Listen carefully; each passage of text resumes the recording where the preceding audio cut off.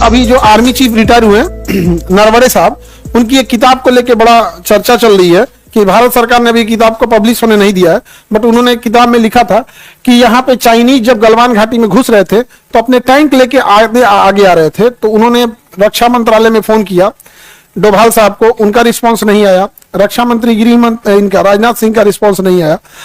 फिर ऊपर तक ऑर्डर आया कि जब तक ऊपर से आदेश नहीं आएगा आपको कुछ नहीं करना है। उधर से चाइनीज आगे चढ़ते जा रहे थे सब। 2-3 घंटे बाद आदेश आया कि आपको जो उचित लगता है करे। तो नरवणे साहब ने लिखा है कि हम कोई सलाह थोड़े मांगने गए थे आपसे कि जो आपको उचित लग रहा है करिए, आप आदेश दीजिए मारना है कि नहीं मारना है। और उन्होंने कहा कि हमारे लाइट आर्टिलरी गन जो थी वो रेडी थी मारने के लिए, लेकिन आदेश ही नहीं आया।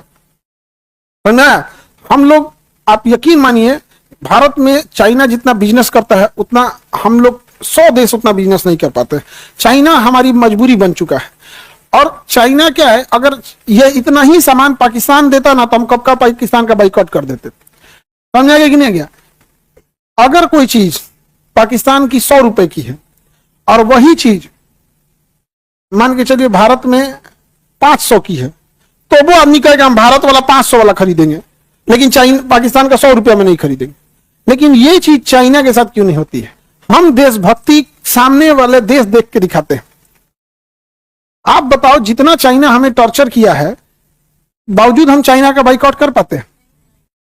कुछ नहीं कर पाते। और हम बार बार ये कहते हैं कि हमारे यहाँ के जितने अमीर हैं, ये अमीर नहीं है, ये रिसर्च करके अमीर नहीं बने, ये ठेकेदार हैं सब, ये रिसर्च करके अमीर नहीं बने हैं। अब जैसे रिलायंस है, अब इंडिया में कोई प्लास्टिक नहीं बना सकता है उसके सिवा। ये तो यार, ये तो जबरदस्ती वाली चीज है।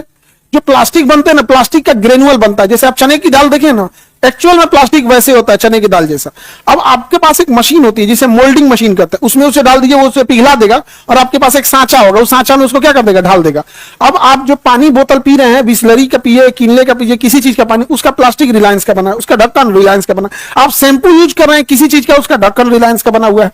आप टीवी यूज कर रहे हैं, उसका कवर उसका बना हुआ है। ये चेयर यूज कर रहे हैं, इसका प्लास्टिक रिलायंस का बना हुआ है। आप जितना प्लास्टिक देख रहे हैं, एसी का कवर देख रहे हैं, कोई भी चीज देखिए, वो स्विच बोर्ड देख रहे हैं, उसका सारा ग्रेनुअल किससे है, रिलायंस। तब ना उतना अमीर हो गया है। आप एक काम करो, किसी भिखारी को यही चीज दे दो कि कल से यही बनाएगा, वो भी अमीर। तो हमारे यहाँ के जितने अमीर है ना, ये एक्चुअल ठेकेदार हैं, ये रिसर्चर नहीं है, रिसर्च नहीं करते हैं, रिसर्च नहीं करते हैं और समाज सेवा भी नहीं करते। टाटा को छोड़ दीजिए, विप्रो और टाटा को छोड़ दीजिए, समझेगा कि नहीं? विप्रो वाला 22 करोड़ रुपए प्रतिदिन दान देता है, अजीम प्रेम जी 22 करोड़ प्रतिदिन दान देता है विप्रो वाला। एक और कंपनी HCL भी बहुत दान देती है, HCL भी दान देती है। लेकिन इन लोग को कभी लाइमलाइट में अब चर्चा में नहीं देखे। तो हमारे यहाँ जबरदस्ती के अमीर हो जाते हैं। चाइना में ऐसा नहीं है। देखो चाइना क्यों आगे गया, उसका कहना था कि हम धन किसी एक जगह नहीं रखेंगे, हम डिसेंट्रलाइज करेंगे, हर तरह की मोनोपोली नहीं होने देंगे। इसलिए चाइना में देखना, कोई ऐसी कंपनी जो बाल्टी बनाने में एक्सपर्ट है, कोई मेमोरी कार्ड बनाने में एक्सपर्ट है, कोई खिलौने बनाने में, कोई मेडिकल का सामान बनाने में, कोई सिरिंज बनाने में, कोई ग्लव्स बनाने में, ये जो सर्जिकल ग्लव्स होता है यहाँ पे, अलग अलग बनाने में एक्सपर्ट है। हमारे यहाँ ठीक इसका उल्टा है। हमारे यहाँ 2-4 बड़े बड़े उद्योगपति को अमीर बनाया जाता है। देखो तुम्हें बताते ना, आज नहीं तो कल तुम देखना, ये जितने अमीर घूम रहे हैं 3-4 ठो इंडिया में सबसे अमीर, ये बहुत अमीर हो जाएंगे, उसके एक दिन देश छोड़ के लंदन शिफ्ट हो जाएंगे। बात किसी के अमीर होने, डिसेंट्रलाइज करना है। 140 करोड़ लोग हैं, हमें सबकी सिक्योरिटी का ध्यान रखना है। इसलिए हर चीज सबके पास होनी चाहिए। मेडिकल इनके पास, इंफ्रा इनके पास, बिजली इनके पास, तो रेलवे इनके पास, एयरपोर्ट, ऐसे एक ही के पास सब होगा और देश छोड़ के भाग जाएगा। अब आप बताओ, कल को अगर देश छोड़ के शिफ्ट हो जाए, हम लोग क्या कर रहे हैं? नीरव मोदी का क्या कर लिए हम लोग, विजय माल्या का क्या कर लिए हम लोग, मेहुल चोकसी का क्या कर लिया? 14,000 करोड़ लेके गया पीएनबी घोटाला। नीरव मोदी, मेहुल चोकसी वाला ये जो पीएनबी घोटाला था ना, क्या कर लिया हम लोग? कुछ नहीं। तो डिसेंट्रलाइज, चाइना ने क्या कर लिया? डिसेंट्रलाइज कर दिया। अब कुछ नहीं कर सकते। जैसे भारत में एजुकेशन डिसेंट्रलाइज है, 5 गो टीचर चल जाएगा भारत छोड़ के, कोई फर्क नहीं पड़ेगा, जो मर जो फर्क पड़ेगा नहीं। अब 5 उद्योग हमारे यहाँ डिसेंट्रलाइजेशन है, 5 गो उद्योगपति घास का सब की भारत से घसक जाएगा सब। कहियो रिलायंस कहेगा कि हम लंदन शिफ्ट हो रहे हैं, अंबानी, अडानी, टाटा, महिंद्रा, टीवीएस, 5-7 को तो ये है सब, सिमट गया। समेट देंगे सब कि नहीं समझे? तो ये तो हमारा चाइना के साथ ये खड़बड़ी है, वो बहुत अमीर हो गया है।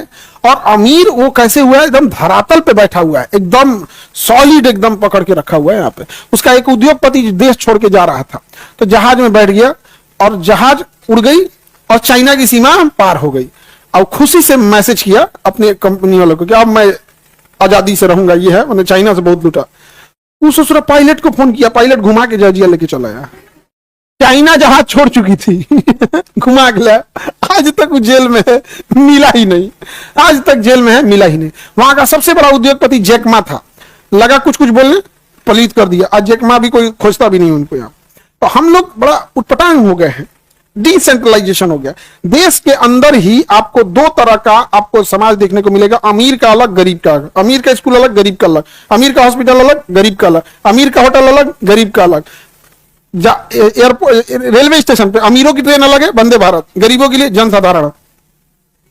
बाथरूम में 13 गो बाथरूम में 13 गो घुस के जाएगी।